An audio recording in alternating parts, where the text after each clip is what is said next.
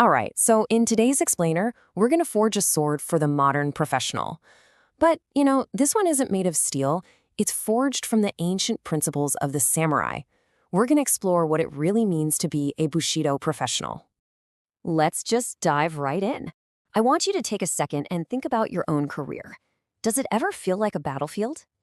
I'm willing to bet that sometimes it does. You're dealing with constant pressure, right? You're facing down some really tough ethical dilemmas.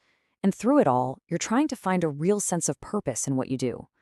See, the modern workplace, it demands more than just skill. It really demands a code. And that code? Well, it might just be found in a pretty unexpected place. We are talking about Bushido, the warrior's code. Now, this is not going to be some dusty history lesson. No, this is about finding an ancient solution for some very, very modern problems. So what exactly is Bushido? Well, it literally means the way of the warrior. It's this timeless ethical code that comes from the samurai, and it's all built on a foundation of integrity, honor, and purpose. But here's the most important part. These principles are totally universal. They aren't just stuck in feudal Japan, they are incredibly relevant to the challenges you and I face every single day.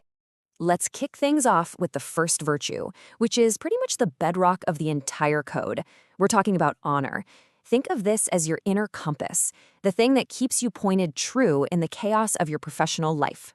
In Bushido, honor, or gi, is all about having the strength and the clarity to make the right call every single time.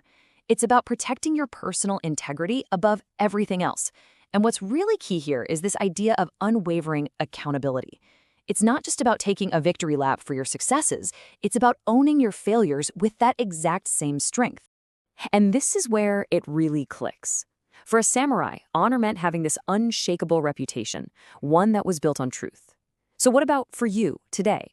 It's about taking complete ownership of a project's outcome. Not just pointing out the parts that went well, but standing by the entire result, the good, the bad, and the ugly. It's that simple, but man, is it profound. So, how do we actually do this at work? Well, first up, when you mess up, admit it. Do it openly. Don't try to hide it. Better yet, come to the table with a solution. Second, give credit where credit is due. Acknowledging your team's contributions, that's a huge sign of strength. And finally, make your word your bond. If you say you're going to do something, you see it through. That is how you build a reputation based on real honor. Okay, so we've got our compass. Now let's move to the next virtue, which acts as your team's shield. We're talking about loyalty, but maybe not in the way you're used to thinking about it. Okay, now this is really crucial. Loyalty in this context, Chugi, it is not about blind obedience to your boss or to some faceless company. That's a huge misconception. It's actually about a deep, fierce commitment to a shared mission, to the people on your team, and to your own professional principles. It's an active thinking stance. For the samurai, this looked like unwavering duty to their lord and their clan. The modern version, it's that exact same level of commitment, but you're directing it toward your project's mission and the success of your team. You're not just some employee on a list, you're a guardian of that mission. So what does this look like on a random Tuesday morning? Well, it means you're the one defending your team when they're getting hit with unfair criticism. It means you prioritize the project's success over your own personal glory. And, maybe most importantly, it means being that person, the one your colleagues absolutely know they can count on when things get really tough. That, my friends, is real loyalty. And that brings us to our final virtue. So if honor is your compass and loyalty is your shield, then courage? Well, courage is your sharpest blade. And we're talking about a very specific kind of courage here. See, courage, or you, in the Bushido sense, it isn't about being fearless while you charge into a physical fight. Nope. It's about something much, much harder, moral fortitude. It's having the guts to do what you know is right, especially when it's the difficult path, when it's unpopular, or when it even carries some kind of professional risk. This quote just nails it, doesn't it? True courage is all about principle. It's about making a conscious, ethical choice about what you do. It's not about being reckless, it's about being righteous. Let's make this super real. Take a look at this. Imagine a project has a major flaw, but the launch date is right around the corner. The easy path? You stay silent, you avoid the conflict. But the Bushido path? You speak up.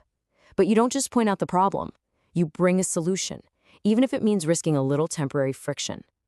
Or how about this? A colleague cuts an ethical corner. The easy path is to just look the other way.